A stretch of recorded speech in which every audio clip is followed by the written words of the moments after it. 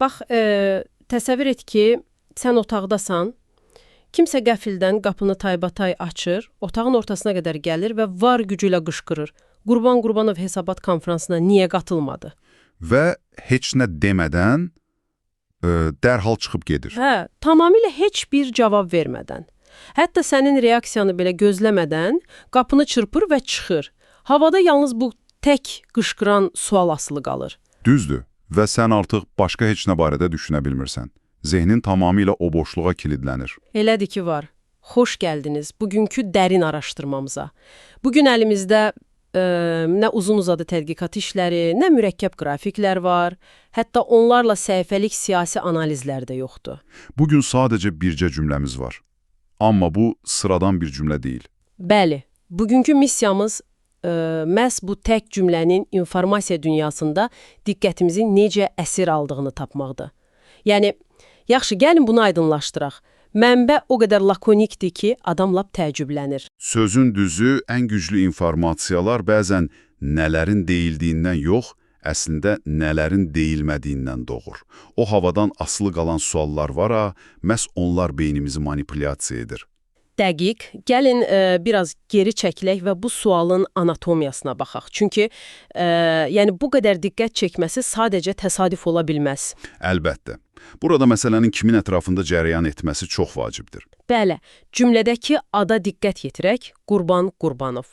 Azərbaycan futbolunu izləyən hər kəs bilir ki, söhbət nizam-intizamın məsuliyyətin ən bariz simvolundan gedir. Öz ciddiyyəti ilə tanınan bir şəxsiyyət. Yəni, bu adamın xarakteri hamıya bəllidir. Bax, təsəvvür edək ki, bu cür profilə sahib bir insan hesabat konfransı kimi ağır bir tədbirdə iştirak etmir. Əgər bu adam xaraktercə intizamsız biri olsaydı, o zaman heç kimin vecinə olmazdı. Yəni, böyük bir ajotaj yaranmazdı. Sual sadəcə yaranar və itərdi. Düzdür. Amma burada xarakterlə hərəkət arasında, belə deyək, çox böyük bir ziddiyyət var. Məhz bu ziddiyyət oxucunun beynində dərhal fərziyyələr prosesini işə salır. İnsan beyni həmişə qanun uyğunluqlar axtarır. Gözlənti naxışımız pozulanda isə beynimiz həyəcan siqnalı verir. Yəni adamdan gözləmədiyimiz bir hərəkəti görəndə? Hə, və burada tədbirin növü də xüsusi vurğulanmalıdır. Bu adi bir müsahibə və ya ziyafət deyil. Bəli, bu hesabat konfransıdır. Hesabat sözünün özündə belə bir məsuliyyət, bir şəffaflıq tələbi var. Şəffaflığın və gələcək planların rəsmi şəkildə ortaya qoyulması deməkdir hesabat. Bilirsən, mənə elə gəlir ki, hesabat konfransında iştirak etməmək bir tələbənin ilin yekun ən həlledici imtahanına gəlməməsi kimidir. Yəni, bütün ili əla oxumusan, amma ən əsas gündə... Ən əsas imtahanda yoxsan. Hə, çox maraqlı analogiyadır. İndi təsəvvür et, auditoriya doludur, hər kəs sənin adını gözləyir, lakin sənin yerin boşdur. Əgər orada yoxsansa, bunun iki səbəbi ola bilər. Ya qapalı qapılar arxasında çox böyük bir problemin var, ya da bilərəkdən şuurlu şəkildə bir etiraz mesajı verirsən. Səncə, bu sadəcə qrafiklərin üst-üstə düşməməsi kimi sadə bir təsadüf ola bilərmi? Yəni, sadəcə vaxtı olmayıb. Burada ən maraqlı məqam odur ki, mənbə bizə heç bir səbəb təqdim etmir. Biz bilmirik, xəstələnib, yoxsa rəhbərliklə münaqişəsi var. Və məhz buna görə də oxucunun beyni başlayır boşluğu ssenarilərdə doldurmağa. Bəlkə gizli bir üsyan var, bəlkə başqa nəsə var. Psixologiyada biz bunu Zeigarnik effekti vasitəsilə izah edirik. Yəni, bu idrak mexanizminin çox təməl bir xüsusiyyətidir. Gözlə, Zeigarnik effekti. Yəni, beynimizin bitməmiş işlərə verdiyi o reaksiyanı deyirsən? Tam olaraq. 20-ci illərdə Rus psixologu Bluma Zeigarnik tərəfindən kəşf edilib, o, Viyanada bir kafedə müşahidə edir ki, ofisiantlar hesabı ödənilməmiş, böyük sifarişləri tam xatırlayırlar. Hətta ən xırda detallarına qədər, eləmi? Bəli, amma müştəri hesabı ödəyən kimi sanki ofisiantın beynindən məlumat silinir. Dəqiqələr əvvəl nə servis etdiyini xatırlaya bilmir. Vay, bu doğrudan da maraqlıdır. Yəni, beynimiz bitməmiş, cavabı tapılmayan hər şeyi aktiv yaddaşda saxlayır. Hə, bir növ açıq fayl kimi beynimizin enerjisini sormağa davam edir. Bizi daxilən narahat edir. Bizim tək cümləlik mənbədə eyni ilə bunu edir. Hesab hələ ödənilməyib. Deməli, yəni biz sadəcə cavab axtarmırıq, biz əslində o natamamlığın gətirdiyi bioloji narahatlıqdan xilas olmaq üçün dərinə gedirik. Düzdür. Bu yarımçıqlıq bizim dopamin sistemimizi hərəkətə gətirir. Öyrənməyə can atırıq, lakin mənbə bizə dərman əvəzinə duz verir. O niyə sualı beynimizdə qaşınan, amma əlimiz çatmayan yer kimidir. Yəni, cümlə belə olsaydı ki, o səhhətinə görə hesabat konferansına qatılmadı. Hər şey bitəcəkdi, dosya bağlanacaqdı. Amma mənbə bunu qəsdən açıq saxlayır. İndi isə mən istəyirəm diqqətimizi mənbənin bu xəbərin necə təqdim etməsinə yönəldək. Bəzən formanın özü məzmundan daha çox şey deyir. Sözsüz və bu informasiya memarlarının çox sevdiyi bir üsuldur.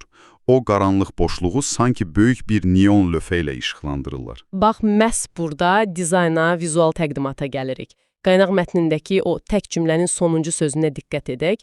Qatılmadı sözü tamamilə böyük hərflərlə, yəni caps lock-la yazılıb. Rəqəmsal ünsiyyət dilində bu sözün əsl mənasında oxucuya qışqırmaqdır. Vizual bir zərbədir, oxuyursan və axırda qışqırıq gəlir. Amma mənə maraqlı gələn və məni biraz şübhələndirən bir şey var. Nədir o? Mənə elə gəlir ki, bəlkə də bu qədər dramatikləşdirməyə ehtiyac yoxdur. Sən də bilirsən ki, onlayn saytlar ucuz fənlərdən çox istifadə edir. Bəlkə məlumatı paylaşan admin sadəcə kapsulavku açıq unudub. Yəni, təsadüfən böyük yazılıb. Hə, və ya heç bir intriqa olmadan sadəcə insanları səhifəyə cəlb etmək üçün emosional bir şişirtmədir. Biz niyə dərhal hər böyük hərflə yazılan sözün arxasında bir fırtına axtarmalıyıq? Bəlkə bu diqqət dilənçiliyi edən bir jurnalistikadır. Aydındır. Sən bunu ucuz bir fən və ya diqqət dilənçiliyi kimi görə bilərsən və açığı səthi baxanda doğrudan da belə görünür. Hə, çünki hər yerdə var. Amma bunu böyük mənzərə ilə əlaqələndirsək, görərik ki, bu əslində çox incə hesablanmış nevroloji bir qarmaqdır. Sən barmağınla ekranı sürüşdürüb keçə bilərsən, amma o dizayn sənin məlumatı emal etmə sürətinə birbaşa müdaxilə edir. Necə yəni? Sürətimə necə müdaxilə edir? Bax, bizim oxumaq vərdişimiz hərfləri tək-tək hecalamaqdan ibarət deyil. Biz sözləri formalarına görə skan edirik. Məsələn, B, D kimi hərflər yuxarı çıxır, P, Q aşağı düşür. Yəni, sözün bir növ rəsmini, konturunu görürük. Tamamilə düzdür. Beyin o konturları çox qısa müddətdə tanıyıb növbəti sözə keçir. Amma bütün hərflər böyük yazıldıqda, yəni all caps olduqda nə baş verir? O unikal konturlar yox olur. Aha, söz sanki düzbucaqlı bir bloka, kərpicə çevrilir. Bəli. Yeknəsək bir kərpicə. Beyin sürətli oxu rejimindən çıxır və hərfləri tək-tək tanımağa çalışır. Mən buna həmişə rəqəmsal sürət kəsici deyirəm. Sürət kəskin aşağı düşür və diqqət həmin sözə fokuslanır. Vay, rəqəmsal sürət kəsici, çox yaxşı bənzətmədir.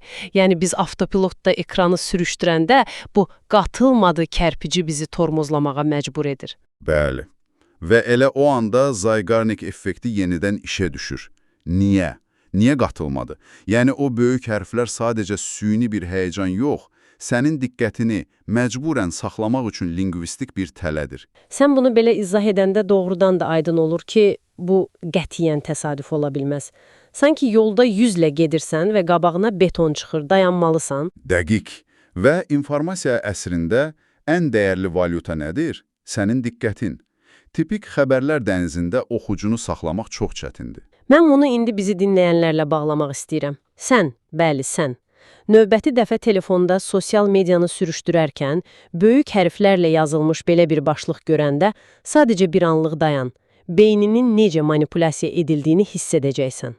İnsanlar əksər hallarda məlumatı yox, məlumatın onlarda yaratdığı o idrak fasiləsini istehlak edirlər. Düzdür, amma razılaşaq ki, bu fən hər yerdə var. Bunun tez-tez istifadəsi necə bir informasiya iqtisadiyyatı yaradır. Yəni, şirkətlər doğrudan da bu qədər hesablayır bunu. Sən birbaşa diqqət iqtisadiyyatına toxunursan. Əvvəllər biz elə bilirdik ki, məhsul informasiyadır. Amma bugün, yəni informasiya o qədər boldur ki, o artıq ucuzdur.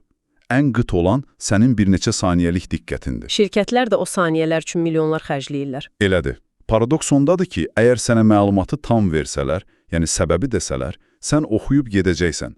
Transaksiya bitəcək. Yəni, onlara lazım olan sənə məlumat vermək yox, səninlə informasiya oyunu oynamaqdır. İntriqanı qorumaq lazımdır ki, sən orada qalasan. Şərhlər yazasan, başqalarına göndərəsən, mənbənin məqsədi bizi bu iştirak etməmək fakt ətrafında şoka salmaqdır.